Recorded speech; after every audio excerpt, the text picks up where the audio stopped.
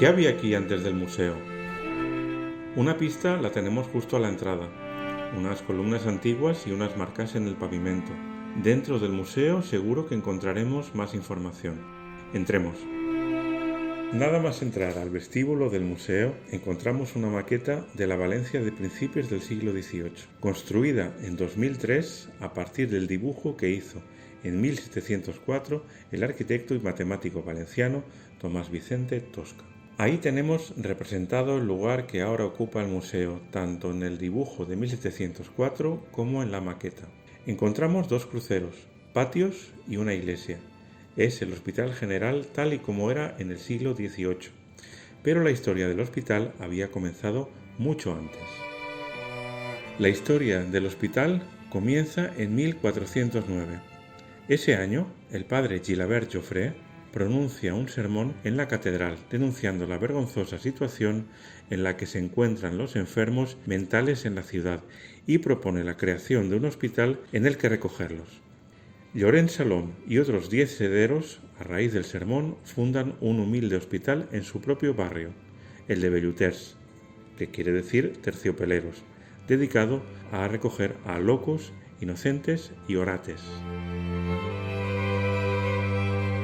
En 1409 ya había otros hospitales en la ciudad, dedicados a recoger peregrinos, expósitos, estudiantes pobres y leprosos. Pero la absoluta novedad del hospital que nos ocupa es que a los enfermos mentales no solo los recogían, sino que además les aplicaban tratamientos para curarlos. Es decir, de ser considerados endemoniados, pasan a ser enfermos susceptibles de ser tratados y curados. Eso es revolucionario para la época. Estamos, por tanto, ante el primer psiquiátrico de Europa.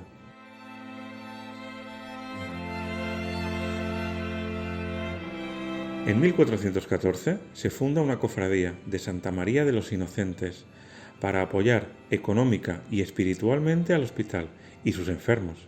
Además, proporcionaba consuelo espiritual a los condenados a muerte y enterraba a los ajusticiados y los cadáveres abandonados y desamparados en el todavía existente cementerio del Barranco del Carraixet. La cofradía pronto dispuso de capilla propia dentro del hospital y en 1416 recibió el permiso para hacer una imagen de la Virgen que ya en 1426 aparece citada en los inventarios. Esa imagen hueca de pasta de cartón se usaba en los entierros para cubrir los cuerpos de los cofrades y simbólicamente los de los ajusticiados y los cadáveres abandonados. La imagen iba tumbada sobre ellos, con un cojín bajo la cabeza, pero al ponerla en pie quedaba con la cabeza inclinada. De ahí el apelativo de Cheperudeta, jorobadita. En 1493, al nombre original de Santa María de los Inocentes se le añade el título de Desamparados. Cuando no se usaba la imagen, se veneraba en la casa de los cofrades o en la capilla del hospital llamada del Capitulet, todavía existente en medio de los jardines del hospital. Esa imagen hueca de pasta de cartón es la que se encuentra desde 1667 en su basílica de la Plaza de la Virgen, pero cubierta con muchos añadidos posteriores. La costumbre de la cofradía de recoger los cadáveres de los ajusticiados y desamparados perduró hasta el año 1900. En el archivo de la Real Cofradía, los cofrades registraban todos los detalles de los cuerpos recogidos, limosnas recibidas para pagar el entierro y los gastos ocasionados. Documento del archivo de la cofradía donde queda registrada la ejecución de Cayetano Ripoll, el último ejecutado en España por herejía por el Tribunal de la Fe, organismo heredero de la Inquisición. Hereje pertinaz, no recibió el consuelo de los cofrades y por tanto murió impenitente. La estructura del primer hospital era muy simple, pero a finales del siglo XV el Hospital de Locos comienza las obras de un nuevo hospital con forma de crucero, pero estas no acabarán hasta 1512, año en el que se unifican casi todos los hospitales de la ciudad en un nuevo hospital general. El Hospital de Locos pasa a ser sede del Hospital General. El primer crucero era gótico y con techumbres de madera, pero sufre un gran incendio en 1545 y se ha de reconstruir el crucero, pero esta vez se hace con un lenguaje renacentista y evitando la madera.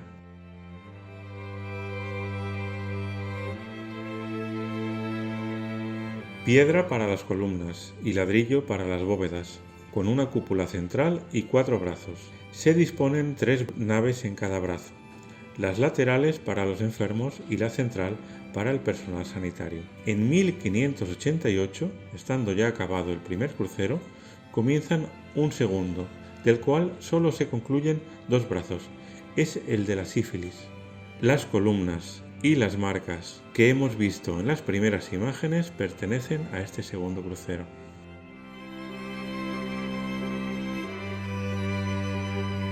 Detalle del plano de 1749 del hospital, que conserva el archivo del Reino de Valencia, en el que se ve con el número 1 la entrada principal, desde la calle del hospital, con el 2 el patio de entrada al crucero de las enfermerías. A la izquierda se encuentra la inclusa con el torno. Desde su creación, el Hospital General también acogía a niños abandonados en la inclusa. En el plano del hospital de 1749 aparece con el número 82 el torno, por donde echan los espúreos, como dice la leyenda del plano, y con el 4 la casa de los espúreos, es decir, los hijos del pecado. Los niños se dejaban en el torno del propio hospital, eran registrados y entregados a una nodriza que podía ser interna o externa y que recibía un sueldo. Todo quedaba anotado con detalle en los libros de nodrizas y criaturas, el nombre de la nodriza, la ropa que llevaba, datos del bautismo, notas de los padres. Esa información, junto con el resto de la documentación que se ha conservado en el Hospital General, se encuentra y se puede consultar en el Archivo General y Fotográfico de la Diputación de Valencia. Anotación en el libro de nodrizas y criaturas de la llegada de Josefa Pascuala el 14 de abril de 1430. La llevan con certificado de bautizo. Si las llevaban sin bautizar, lo hacía el propio hospital. Describe con detalle la ropa que lleva. Otro jovencito viejo de percal, encarnado a cuadritos y flores de verde y amarillo. Muere casi un mes después de entrar en la inclusa. A partir del siglo XVIII, parte de las enseñanzas de medicina de la Universidad de Valencia se imparten en el Hospital General. En 1875, después del derribo de la muralla medieval de la ciudad que cerraba el hospital por el sur, se deja libre un espacio que se aprovecha para hacer una facultad nueva. Fachada de la calle de Guillem de Castro de la antigua Facultad de Medicina, comenzada en 1875 por Sebastián Moleón. Estuvo en activo hasta el traslado a la nueva sede en 1949. Solo quedan los 3 arcos, los 3 relieves y el esculapio que remata la fachada. En esta Facultad de Medicina se licenciaron en 1889 Manuela Solís y Concepción Alixandre, las primeras mujeres de la Universidad de Valencia. Manuela publicó en 1908 Higiene del embarazo, prologado por Santiago Ramón y Cajal, profesor suyo y catedrático de esta facultad.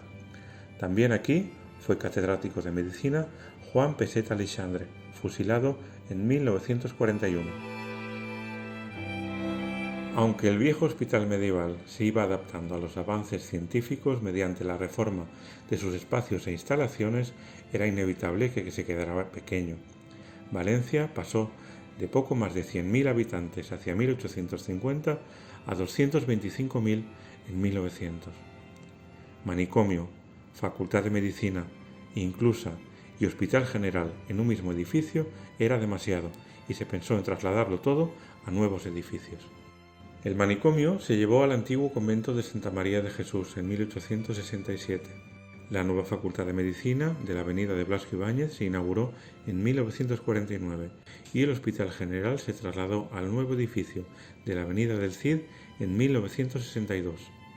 Justo al año siguiente comienza el derribo del viejo hospital ya vacío.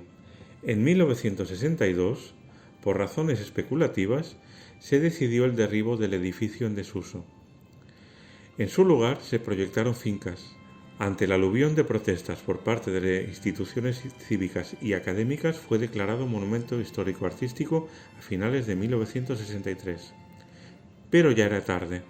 La iglesia y el crucero del siglo XVII ya habían desaparecido y había comenzado el derribo del crucero del siglo XVI, que se salvó solo en parte. El resto del edificio ya había sido derribado y la mayoría de sus elementos arquitectónicos dispersos. Los que se salvaron del saqueo están integrados actualmente en el jardín que rodea el Movin. Naturalmente, este audiovisual solo pretende ser una introducción a la fascinante historia de una institución de 600 años. Un aperitivo que os despierte el hambre de saber más. ¿Dónde podéis encontrar respuesta a vuestras preguntas? Podéis comenzar a investigar en la propia biblioteca del Movin. El personal os ayudará a buscar más información. En los documentos os encontraréis de nuevo con las personas que poblaron los muros del viejo hospital. Médicos, enfermos, niños abandonados, prostitutas, ajusticiados, los menús de los internos en los días de fiesta, el sueldo de las nodrizas y mucho más.